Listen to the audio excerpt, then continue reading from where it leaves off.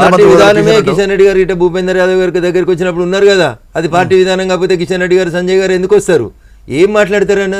కోడిగుడ్డు మీద ఈకలు వీకేటువంటి పద్ధతులు, విభిన్న సంస్కృతులు, విభిన్న ఆలోచనలు, ఒక్కొక్కరికి ఒక్కొక్క వ్యక్తిగతమైన ఎజెండా పెట్టుకొని టార్గెట్ చేస్తే ఏందన్నా తెలంగాణ నువ్వు నీ బావ కలిసినన్న ప్రెస్ మీట్ పెట్టిరా మరి?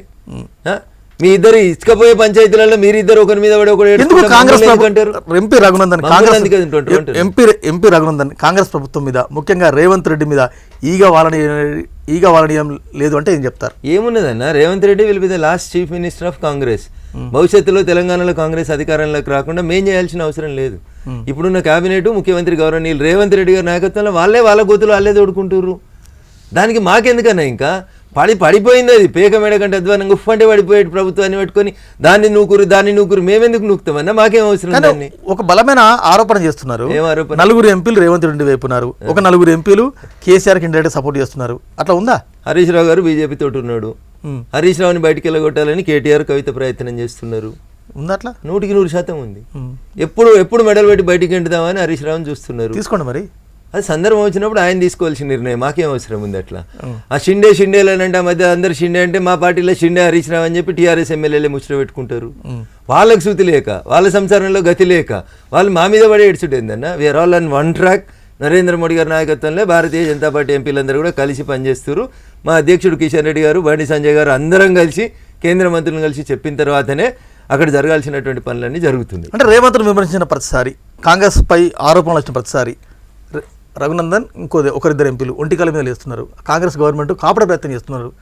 దానికి ఏం చెప్తారు? ఇప్పుడు 2022లో ధర్మేంద్ర ప్రధాన్ గారు ఉత్తరం రాసిర్రు, మీకు నిజంగా హెచ్సి భూముల మీద, అటవీ భూముల మీద శ్రద్ధ ఉంటే అన్న మీరు ఎందుకు కాపాడలేదని అడుగుతున్నా. ఇది రేవంత్ని కాపాడినట్ట? ఇది రేవంత్ని కాపాడినందుకు అడిగినట్ట? ఇవి పక్కకు పెట్టన్నా. 2012లో ఉమ్మడి రంగారెడ్డి జిల్లా కలెక్టర్ గారు ఒక ఉత్తరం రాసిండ్రు. సార్ కబ్జాలు ఇవి అన్నీ పోయినాక 2185 ఎకరాల భూమి సెంట్రల్ యూనివర్సిటీ ఆధీనంలో ఉంది. దీన్ని సెంట్రల్ యూనివర్సిటీ పేరు మీదకి అలినేట్ చేయండి, అంటే పేరు మార్చండి భూముల్ని పహానీలలో అని చెప్పి అప్పటి రంగారెడ్డి జిల్లా కలెక్టర్ CCLAకు ఒక ఉత్తరం రాసిండన్న.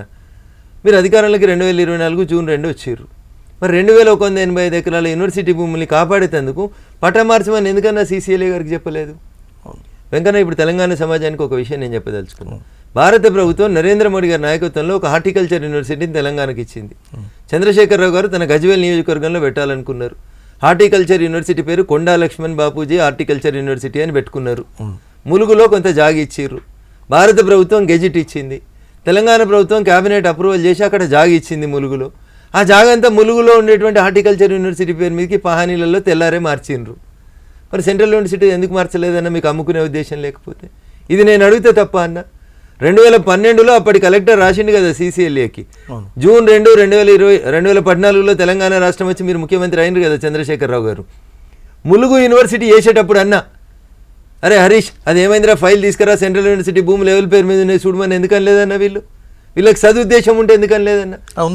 ఈ ఇంటెన్షన్ ని నేను అడిగితే ఆ పక్కనేదో అపార్ట్మెంట్లకు ఇచ్చిర్రు, వీళ్ళకి ఇచ్చిర్రు, వాళ్ళకి ఇచ్చిర్రు 25 ఎకరాలని మీడియానే చెప్తుంది కదన్న. మీ ఉద్దేశం ఏందని నేను అడుగుడు తప్పైతే, నేను రేవంత్ రెడ్డిని కాపాడినట్టయితే రేవంత్ రెడ్డి మీద ఏమైనా కేసులు ఉంటే, కాయిదాలు ఉంటే నాకు తెచ్చి ఇర్రి, నా వెనకాల రాన్రి. మీరు ఏ ఆఫీస్కి పోతారో దొలకపోతా, మీకంటే మంచిగా మీ కేసుని ప్రజెంట్ చేస్తా, కేసు అయ్యేటట్టు చూస్తా. ఇప్పుడు ఏదో కేంద్ర ప్రభుత్వం ఇన్వెస్టిగేషన్ చేయాలంటారు కదా, మీ ద్వారా నేను వారిని అడుగుతున్నా కేటీఆర్ గారిని. ఆ కాయిదాలన్నీ పంపి, కంప్లైంట్ కూడా పంపి, సీల్డ్ కవర్లో పంపి, దానికి వినాలి ఒక నిమిషం, దానికి నేను నా లెటర్ హెడ్ మీద భారతీయ జనతా పార్టీ మెదక్ ఎంపీగా నేను దాని మీద ఉత్తరం రాసి మీకు సపోర్టుగా ఆ కాయిదాలన్నీ తీసుకుపోయి భారత ఇన్వెస్టిగేటింగ్ ఏజెన్సీస్కి ఇస్తా.